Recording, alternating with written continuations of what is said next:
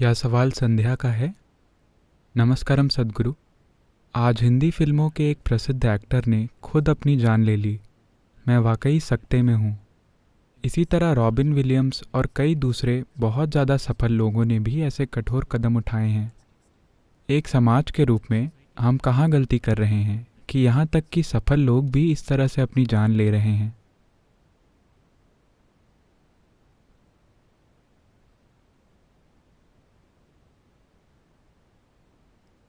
तो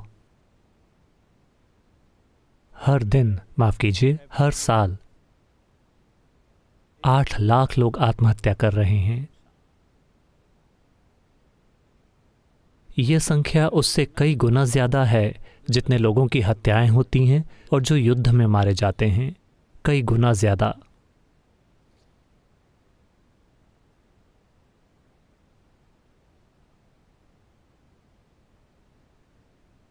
बात बस इतनी है कि मैं नहीं जानता कि ये एक्टर या एक्ट्रेस कौन है। सुशांत सिंह राजपूत। वैसे मेरा मतलब, मैं बस कुछ ही नामों को जानता हूं, तो मैं नहीं जानता। मुझे माफ कीजिए। ये जो भी हैं, मेरा मतलब, मैं इस इंसान के बारे में कुछ नहीं कहना चाहता। ये अफसोस की बात है क्योंकि हम उनके जीवन के बारे में कुछ भी नहीं जानते। लेकिन ये क्यों हो रहा है कि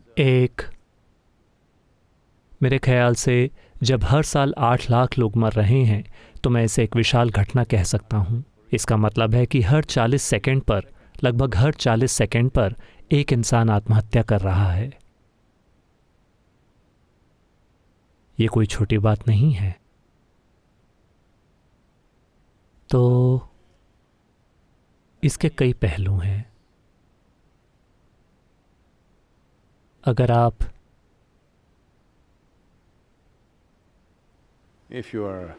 क्योंकि लोग अभी, अगर वो किसी ऐसे व्यक्ति को खो देते हैं जो उन्हें प्रिय है या जिसका वो आदर करते हैं, तो अभी वो एक भावुक अवस्था में हैं। वे इसे वैसे नहीं देखेंगे जैसे इसे देखना चाहिए। लेकिन अगर आप इसे देखने को तैयार हैं, बस एक जीवन के रूप में, एक व्यक्ति के रूप में नहीं, एक सबसे मूलभूत कारण कि एक व्यक्तिगत इंसान टूट जाता है, जिसका नतीजा आत्महत्या हो सकती है, या जिसका नतीजा डिप्रेशन हो सकता है, या जिसका नतीजा किसी दूसरे किस्म की बीमारी हो सकती है, वो कई पहलुओं पर निर्भर करता है। लेकिन मूल रूप से ये टूटना है। जीवन नहीं टूटा। जीवन का टूटना वो अलग बात है। वो काल भैरव का काम है। आप उनका काम नहीं करना चाहते। आप उनसे आगे जाकर इसे खुद करना चाहते हैं। तो इसके साथ करुणा से पेश आना होगा। मैं वो बहुत अच्छी तरह जानता हूं। ऐसा नहीं है कि मुझ में कोई करुणा नहीं है। ये एक संवेदनशील मामला है। लेकिन मैं चाहता हूं कि आप इसे बस वैसे ही देखें जैसा ये है, अगर आप जानना चाहते हैं कि ये क्या है। वरना जब कोई आत्महत्या करता है या जब कोई मरता है, आप भावुक हो जाते हैं। आपको लगता है कि ये दुनिया का अंत है। 3 दिनों के बाद आप अपने सामान्य जीवन में वापस चले जाएंगे। हर चीज चलती रहेगी और आप इस बारे में भूल जाएंगे। और एक बार फिर जब कोई मरता है, फिर वही भावनाएं, वही संघर्ष, उसी मुकाम पर वापस।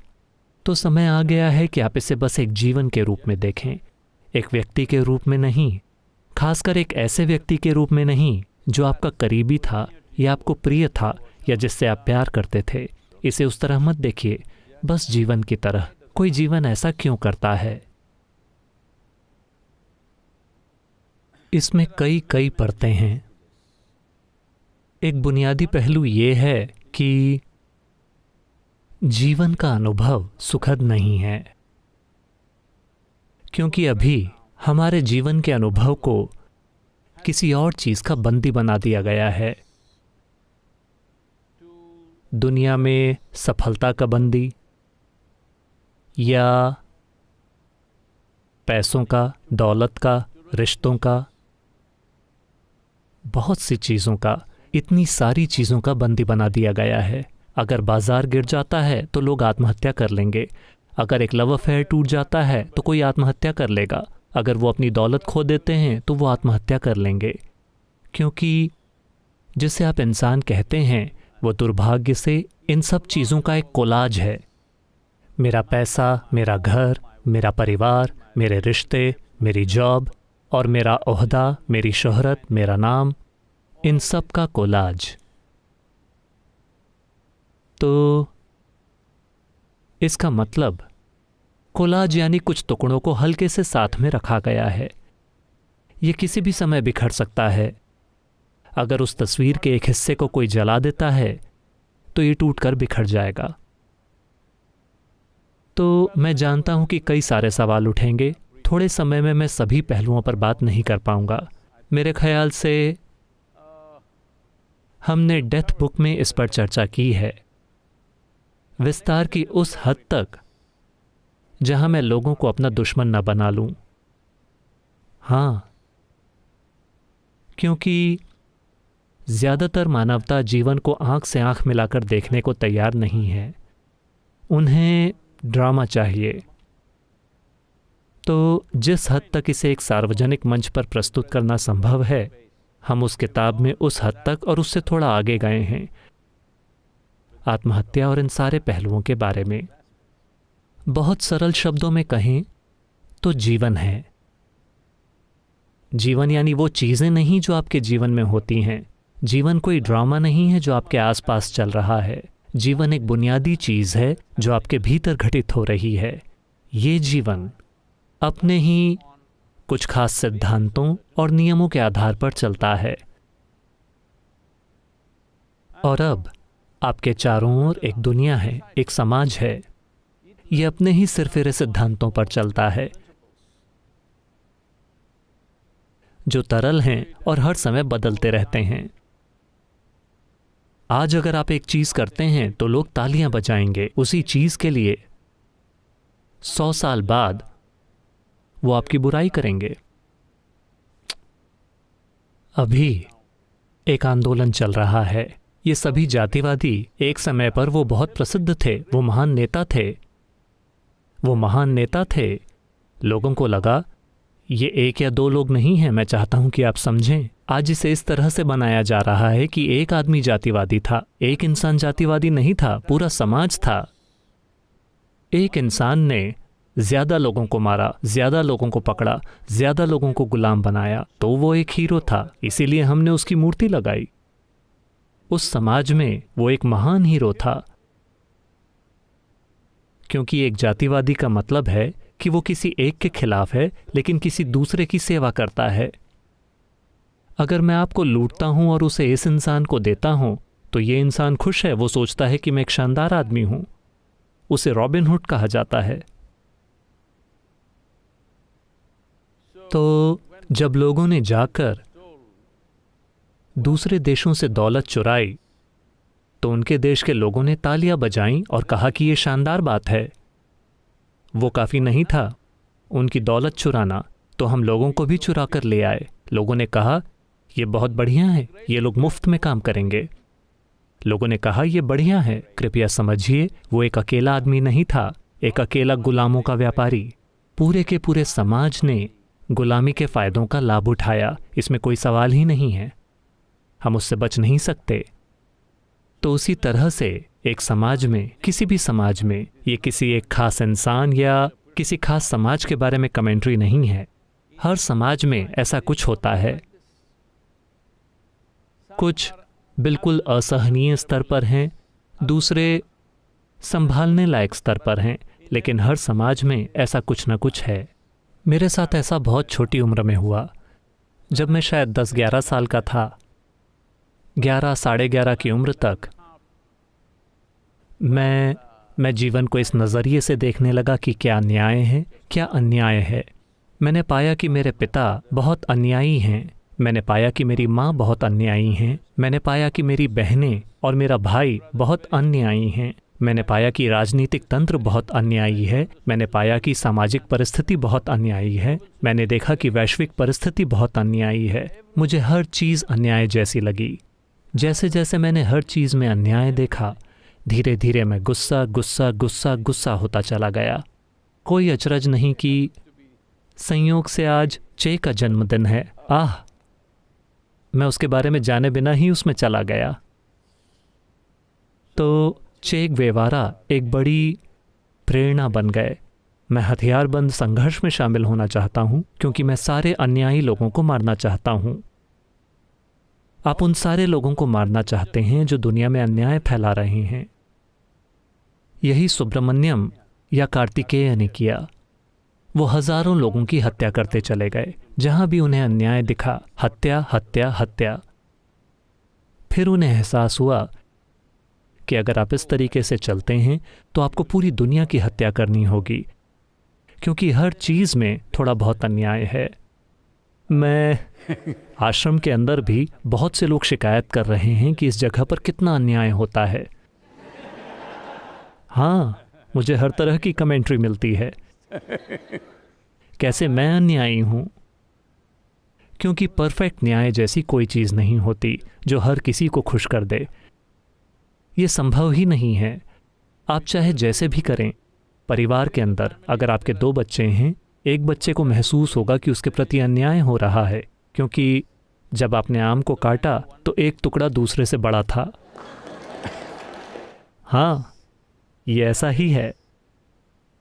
तो जब आप एक कोलाज हैं, कोई टुकड़ा गिर जाता है और कभी कभी उस टुकड़े के बिना आप थोड़ा, क्या कहें, रोएंगे और गाएंगे, क्योंकि इन सारी चीज़ों को रोमांटिक बना दिया गया है। जब कोई बड़े दुख से रोते हुए गाता है तो उसे एक बहुत सुंदर गाना और एक शानदार सीन माना जाता है।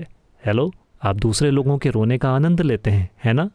आप दूसरों के दुखी होने का आनंद लेते हैं। आप फिल्म देखने गए और वो रोए और उनका जीवन एक तबाही था, आप भी रोए और फिर आपने बाहर आकर कहा कितनी शानदार फिल्म है। नहीं, मैं कला के प्रकार पर कोई टिप्पणी नहीं कर रहा, लेकिन मैं कह रहा हूं कि आप दूसरों के दुख का आनंद लेते हैं जब तक कि वो आपको नहीं छूता। अगर वही चीज़ें आपके साथ होती हैं तो आप रोते हैं, मगर अब आंसुओं में वाकई कड़वाहट है। अब आंसुओं में तेजाब है, वो आपको जलाता है। वरना ये सब एक अच्छी चीज़ है। तो मैं आपसे ये इसलिए कह रहा हूं क्योंकि सद्गुरु, जब एक युवा आदमी ने आत्महत्या कर ली है, क्या आपको इतना निर्मम होना चाहिए? इसीलिए मैंने आपसे कहा, मैं इस व्यक्ति के बारे में बात नहीं कर रहा हूं या किसी भी एक व्यक्ति के बारे में। जीवन को वैसे देखिए जैसा वो है। जीवन चल रहा है अपने ही एक सिद्धांत और एक नियम के साथ। अब आपने एक समाज बनाया है जो बहुत सी चीज़ों का एक कोलाज है। कोई नहीं जानता कि आखिर ये है क्या। अब आप इस पूरे समाज को लेते हैं और उसे अपने मन में छाप लेते हैं। तो आपके पास एक मन है जो बिल्कुल समाज के जैसा है, मगर ये समाज की सटीक परछाई भी नहीं है। समाज की आपकी अपनी विकृतियां। देखिए, आप समाज के बिना नहीं जी सकते, मगर समाज में आपके दुख के लिए बहुत सी चीज़ें हैं। जब वो आपके खिलाफ काम करता है तो आप दुखी होते हैं, जब वो आपके पक्ष में काम करता है तो आप उसका मज़ा लेते हैं। ये चल रहा है। तो आपके पास एक मन है, विचार और भावनात्मक ढांचा है, और आपके पास एक जीवन है। ये कुछ ऐसा है। ईशा योग केंद्र में सभी बैलगाड़ियों में हम सिर्फ एक बैल लगाते हैं।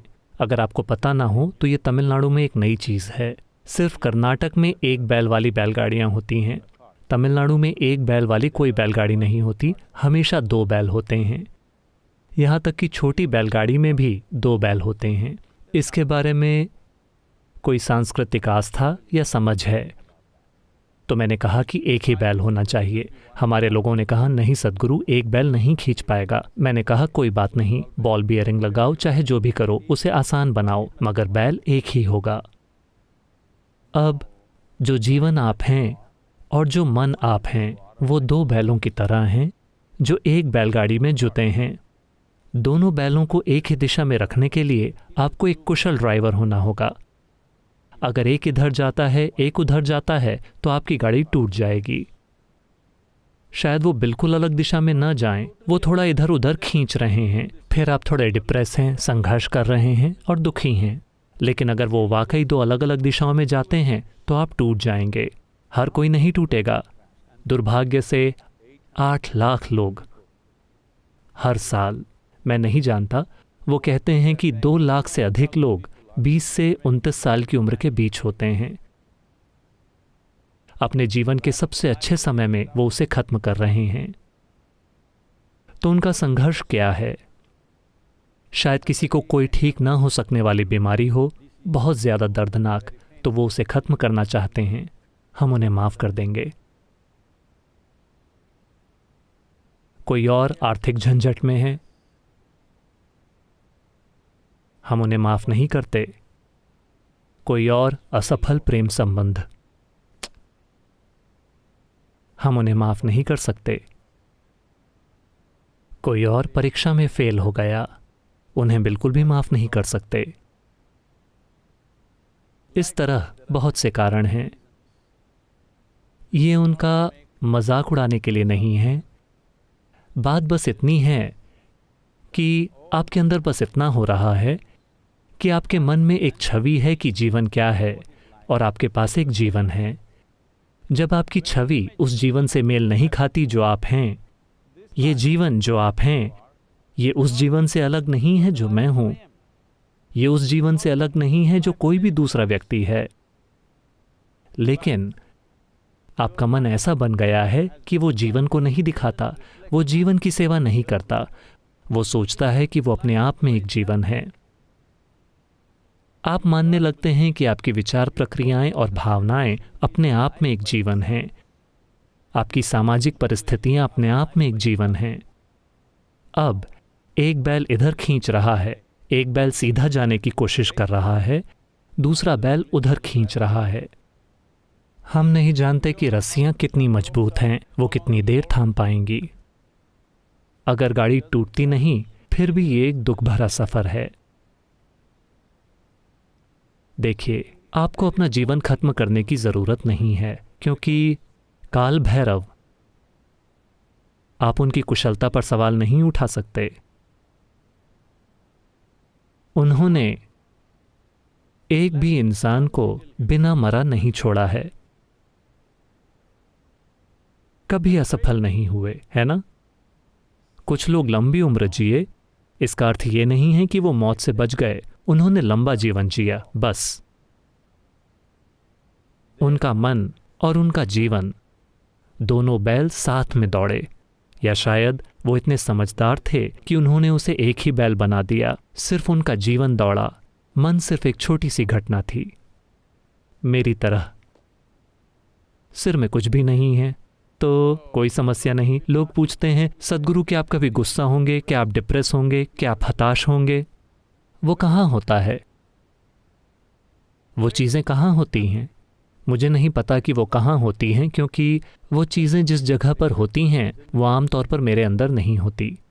कभी कभार जब मैं ऐसे बैठता हूँ, मुझे मन की ज़रूरत होती है तो मैं उसे वापस ले आता हूँ, वरना उसका अस्तित्व नहीं है। क्या मेरी छोटी उंगली हताश है? उसमें थोड़ा दर्द है, मगर हताशा छोटी उंगली में नहीं होती। मगर छोटी उंगली को देखते हुए हताशा यहाँ हो सकती है। हताशा छोटी उंगली में नहीं हो सकती। हताशा आपके पैरों में नहीं हो सकती। हताशा आपके घुटनों में नहीं हो सकती। हताशा सिर्फ एक जगह होती है। वो जगह, उस जगह से छुटकारा पाने के लिए बहुत काम करना पड़ता है। तो अभी करने के लिए सबसे अच्छी चीज़ ये होगी कि दोनों बैल इतने अनुशासित हों कि वो साथ में चलें।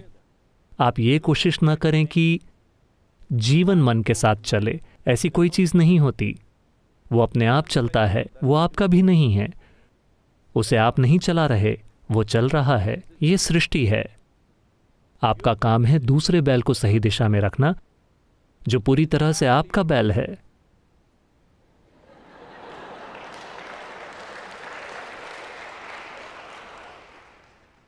आप समझ रहे हैं ना? ये पूरी तरह से आपका बैल है। आपने इसे बनाया है। आपने जिस बैल को बनाया है उसे इस बैल के साथ चलना चाहिए। आपके बैल को इस बैल की परछाई होना चाहिए। आपका बैल परछाई खड़ी हो गई है और अपनी ही बकवास कर रही है। साफ है कि समस्या होगी। तो ये इस पर बहुत सारी प्रतिक्रियाएं आएंगी क्योंकि ये लाइव चल रहा है। लेकिन मैं आपको बता रहा हूं, ये बस इतना ही है। जीवन मौजूद है और ये सौभाग्य की बात है कि विकास की प्रक्रिया के साथ हमारे पास इतनी जटिल मानसिक या सेरेब्रल गतिविधि है। आपने बस ये नहीं सीखा कि उस बैल की सवारी कैसे करनी है। बस आप उसे दुख कह सकते हैं, आप उसे निराशा कह सकते हैं, आप उसे डिप्रेशन कह सकते हैं। सभी डिप्रेशन क्लब मेरे पीछे पड़े हुए हैं पिछले 2-3 सालों से, क्योंकि मैंने ऐसा कुछ कहा था। मैं एक बार फिर कह रहा हूं,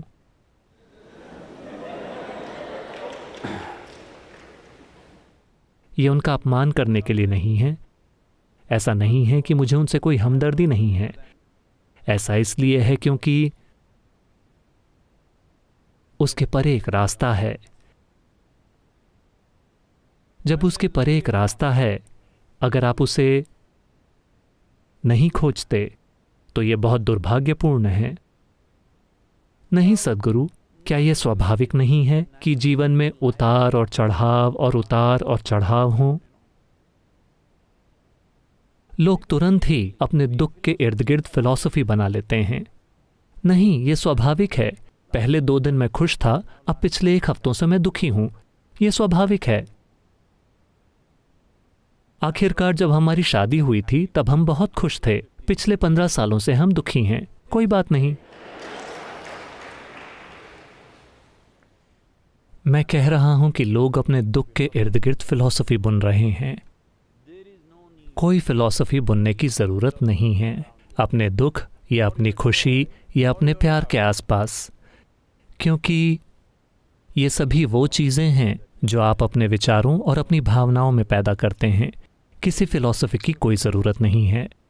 किसी भी प्रकार की फिलॉसफी, व्याख्या या धर्म की कोई ज़रूरत नहीं है। या भगवान आपसे प्यार करते हैं या आप उनसे प्यार करते हैं, इनमें से किसी भी चीज़ की ज़रूरत नहीं है। अगर आपका बैल पूरी तरह से काबू में होता, बस इसी की ज़रूरत है। मन का बैल दौड़ लगा रहा है। अगर वो आपके काबू में होता तो आप इस बैल से अपने मकसद के लिए काम करवाते। अगर आपकी गाड़ी में 2 बैल लगे हैं तो दोनों बैलों का मकसद एक ही होना चाहिए। जैसे ही दोनों बैलों के इरादे अलग होंगे, फिर देखिए, मैं चाहता हूं कि आप समझें, ये जीवन जो आप हैं, ये अमीर बनने की नहीं सोच रहा है। ये मशहूर होने की नहीं सोच रहा है। ये इसके और उसके बारे में, ये या वो पाने के बारे में नहीं सोच रहा है। हाँ, ये चाहता है कि शरीर को अच्छा पोषण मिले। बस वो एक मूलभूत ज़रूरत है। अगर शरीर का मंच अच्छे से पोषित है तो जीवन रुकेगा, अगर नहीं तो वो चला जाएगा। लेकिन वो उसकी मांग भी नहीं करता। ये हम तय करते हैं कि इसे चलते रहना चाहिए। लेकिन जीवन सिर्फ एक उत्साहपूर्ण और उल्लासित रूप में घटित होना चाहता है। जितना संभव हो सके उतने उत्साह से, जितना संभव हो सके उतने उल्लास से। अब आपको देखना चाहिए, शायद आपने ना देखा हो, इन दिनों वो ज़्यादा नहीं मिलते क्योंकि सब कुछ ट्रैक्टर, ट्रक और ऐसी चीज़ें हो गई हैं। वरना इन कच्चे रास्तों में ऐसे कच्चे रास्ते हैं जो नीचे धंस जाते हैं। धरती की सतह से 10-20 फुट नीचे धंस जाते हैं और वो बिल्कुल ऐसे होते हैं। आप देखेंगे कि बैलगाड़ी चलाने वाला गाड़ीवान कैसे वो दोनों बैलों को साथ रखने के लिए संघर्ष करता है, क्योंकि जब जमीन समतल नहीं होती तो बैल थोड़े उलझन में पड़ जाते हैं। एक इधर जाना चाहता है, एक उधर जाना चाहता है। एक अपने आराम के मुताबिक चल रहा है, दूसरा अपना आराम खोजने की कोशिश कर रहा है क्योंकि जमीन ही वैसी है। और एक बैल पर बहुत अधिक बोझ है तो वो उसे दूसरे पर डालने की कोशिश करता है। अब वो नियंत्रण रखने में संघर्ष करता है। वो कितना कुशल है, इसी से यह तय होगा कि वो कितनी सफलता से उस झंझट से बाहर निकलेगा। तो आमतौर पर 1 या 2 बहुत कुशल गाड़ीवान होते हैं। जब मुश्किल परिस्थितियां आती हैं तो वो अपनी गाड़ी उस ओर रख देंगे, वापस जाएंगे और एक एक गाड़ी ले जाएंगे। वही गाड़ीवान क्योंकि वो साफ तौर पर जानते हैं कि कठिन इलाकों में बैलों को संभालने में हर किसी की एक जैसी क्षमता नहीं होती। समतल जमीन पर हर कोई गाड़ी चला लेता है। समतल जमीन पर चाहे वो खींचतान कर रहे हों तब भी आपको पता नहीं चलता, क्योंकि गाड़ी सीधी जा रही है। यही वजह है कि वो उद्देश्य और गतिविधि जो आत्म रूपांतरण की दिशा में होती है, वो एक इंसान के जीवन में सबसे महत्वपूर्ण गतिविधि है। इस संस्कृति में हमेशा से आध्यात्मिक प्रक्रिया को जीवन का सबसे महत्वपूर्ण और सबसे ऊंचा आयाम माना गया, सिर्फ इसलिए क्योंकि उसका एक पहलू हकीकत है, दूसरा पहलू मानसिक हकीकत है। यहाँ तक कि दोनों के बीच अंतर करने के लिए भी थोड़ा काम करना पड़ता है, वरना आप सोच रहे हैं कि जिस बैल को आपने बनाया है वो अपने आप में एक हकीकत है। जिस बैल को आप बनाते हैं, खासकर जिस बैल को आपने बनाया है, उसे पूरी तरह से आपके नियंत्रण में होना चाहिए, है ना? सृष्टि का बैल पूरी तरह से हमारे नियंत्रण में नहीं है, उसे हम काल भैरव पर छोड़ देंगे। मगर जिस बैल को मैंने बनाया है उसे पूरी तरह मेरे नियंत्रण में होना चाहिए, मगर अभी वही बैल बेकाबू हो रहा है। तो ये कितने रूपों में प्रकट होगा? आज इंसान कितने अलग अलग तरह के दुख झेलते हैं, ये इन सभी अलग अलग रूपों में प्रकट होगा। दुख इस हद तक बढ़ सकता है कि आप जिस मूलभूत कारण से यहाँ हैं वो ये है कि आपका जन्म हुआ है और आप जिंदा हैं, तो मूलभूत चीज़ का ही कोई महत्व नहीं रह जाता कि आपका अपना परछाई वाला बैल एक परछाई असली चीज़ से अधिक महत्वपूर्ण बन जाती है। बस यही हुआ है। आप इसे दुख कह सकते हैं, आप इसे हताशा कह सकते हैं, आप इसे डिप्रेशन कह सकते हैं, आप इसे आत्महत्या कह सकते हैं, मगर मुख्य रूप से परछाई असली चीज़ से अधिक महत्वपूर्ण बन गई है। तो यह युवक जो भी था, ये बहुत दुर्भाग्यपूर्ण है, मगर 8 लाख से अधिक लोग हर साल अपने साथ ऐसा कर रहे हैं। हम बहुत गर्व नहीं कर सकते कि हमने एक महान समाज या सभ्यता बनाई है। अगर वास्तव में हमने एक महान सभ्यता बनाई है तो हर तरह के लोग, हर तरह के मजबूत, कमज़ोर, समर्थ, असमर्थ, हर किसी को कहीं ना कहीं जगह मिलनी चाहिए। हर किसी को कम से कम पता होना चाहिए कि अपने सीमित स्थान के भीतर शांत और खुश कैसे रहना है। ये सभ्यता है। अभी सभ्यता का हमारा विचार पिछले 1000 साल से ये रहा है कि कैसे दूसरे लोगों को मौत के घाट उतारा जाए, उनकी चीज़ें छीन ली जाएं और कहना कि हम सभ्य हैं। जब सभ्यता का आपका विचार ऐसा होता है तो आंतरिक रूप से कई चीज़ें चलती रहेंगी, क्योंकि आपने उस कोलाज में निवेश किया है जिसे आपने बनाया है। इस हद तक कि मैं ये नहीं कह रहा हूं कि हमारे पास एक सामाजिक ढांचा नहीं होना चाहिए या किसी भी समय पर समाज एक परफेक्ट कोलाज होगा। नहीं, ये कभी नहीं होगा। बात बस इतनी है कि आप अपने गुब्बारे को फुला सकते हैं। आपका बैल, आप उसे जितना चाहे उतना बड़ा बना सकते हैं, लेकिन जब आप नहीं चाहते तो आपको इसे सुलाने में सक्षम होना चाहिए।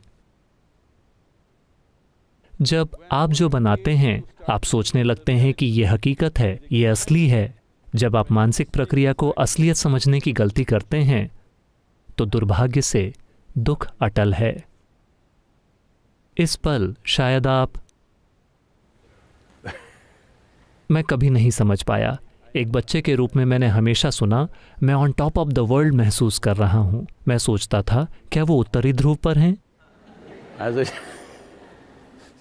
ये टॉप ऑफ द वर्ल्ड क्या है? उनका मतलब ये है कि अगर आप सभी इंसानों को एक ढेर में डाल देते हैं तो वो उन सब के ऊपर हैं। यही उनका मतलब है। उनका मतलब उत्तरी ध्रुव नहीं है।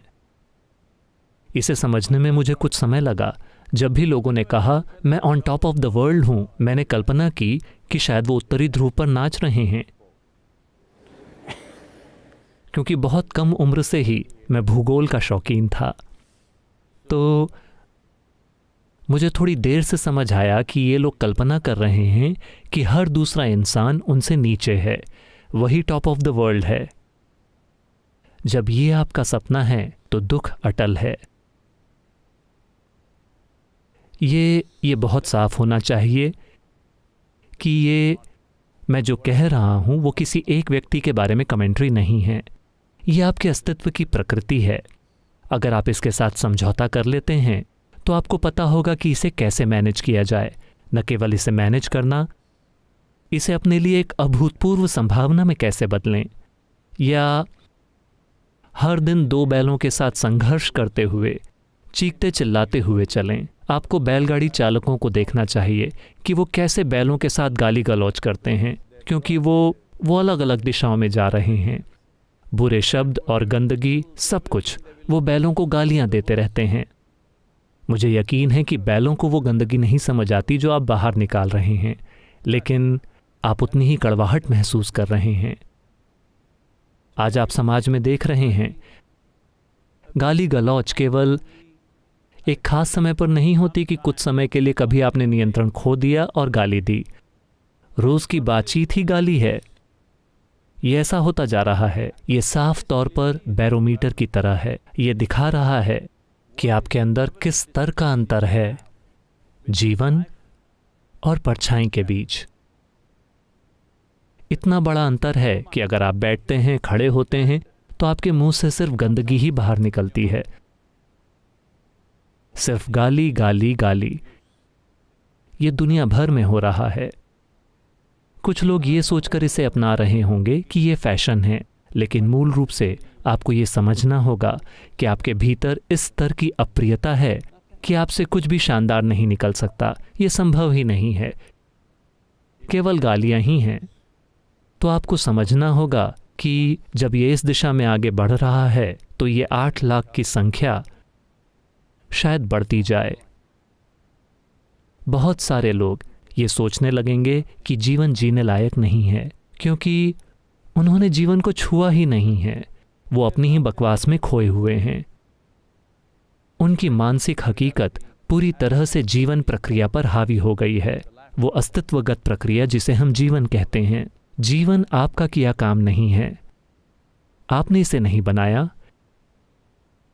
ये एक विशाल घटना है। अगर आप इस विशाल घटना का एक हिस्सा होते, जैसे आकाश गंगाएं हैं, जैसे हवा है, जैसे पानी है, उनकी खुद की कोई दिमागी गतिविधि नहीं है, कोई व्यक्तिगत अनुभव नहीं है, तो आप भी ठीक होते, हवा में तैर रहे होते।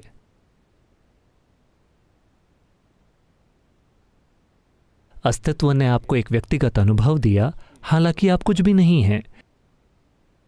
इस ब्रह्मांड में आप वास्तव में कुछ भी नहीं हैं, कुछ भी नहीं, एक कण।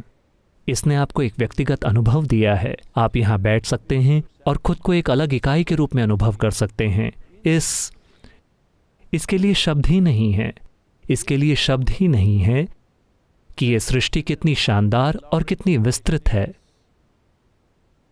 इस ब्रह्मांड में आप धूल का एक कण भी नहीं हैं, एक सूक्ष्म कण, आप वो भी नहीं हैं। इस तरह के कण के लिए एक व्यक्तिगत अनुभव है, और अभी चूंकि आपने इस व्यक्तिगत अनुभव को बहुत गंभीरता से ले लिया है और आप इसका बहुत दुरुपयोग कर रहे हैं, आपका दुख, आपकी निराशा, आपका डिप्रेशन, दुर्भाग्य से आत्महत्या, ये भी इसका एक नतीजा है। लेकिन बहुत से लोग कहीं ज्यादा दुख के साथ जी रहे हैं उन लोगों के मुकाबले जिन्होंने असल में आत्महत्या कर ली, लेकिन वो जिंदा रहना जारी रखते हैं, क्योंकि एक बैल बहुत मजबूत है, वो हार नहीं मान रहा है। हाँ, किसी कारण से जीवन ऊर्जाएं बहुत मजबूत हैं, वो हार नहीं मानेंगी। ये 8 लाख लोग ऐसे हैं जो सफल हो गए। 8 लाख लोगों के लिए मुझे यकीन है कि कम से कम 3 गुना या 4 गुना या 5 गुना लोग ऐसे होंगे, मुझे असली संख्या नहीं पता, जिन्होंने आत्महत्या की कोशिश की।